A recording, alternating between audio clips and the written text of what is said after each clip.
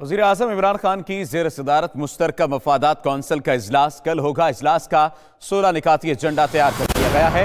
CCI की सालाना report 2016 और 2017 मंजूरी के लिए पेश की जाएगी। सूबों को फंड्स की गैर कानूनी मुंतकली का मामला, फंड से FBR की गैर कानूनी और गैर आइनी कटौती की समरी भी एजेंडे में शामिल है। मजीद बात करते हैं फहीम अख्तर से। फहीम अख्तर, एजेंडे के बाकी निकात से भी आगाह कीजिएगा।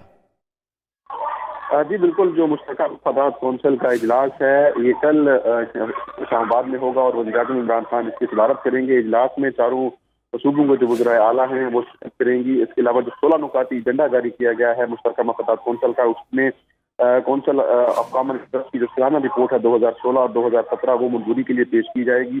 सूबों को पानी के खालिस मुनाफे पर अमल दरामद के फार्मूले पर भी बहस की जाएगी, जबकि पेट्रोलियम पॉलिसी 2012 के तरमीमी मसवदे की मंजूरी का भी इम्कान है। इसी तरह LNG दरामद का मामला भी मुश्तरका मफादात कौंसिल के एजेंडे में शामिल किया गया है। हवेली, शाह बहादुर और बलोची जो पावर प्लांट की रिजकारी की समरी भी पेश की जाएगी। इसके अलावा तेजी से बढ़ते हुए मुल्की आबादी पर काबू पाने का जो मामला है वो भी एजेंडे में शामिल किया गया है।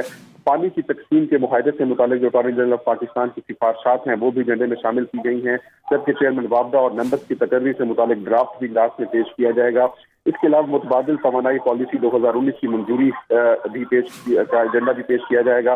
पाकिस्तान की जो हालिया मरदमशुमारी हुई है उसके नकायज का जो नोटिफिकेशन है उसकी भी एजेंडे में शामिल किया गया है, जबकि ओबरा तरमीमी ऑर्डिनेंस 2002 भी कौंसिल ऑफ कॉमन इंटरेस्ट के एजेंडे में शामिल है।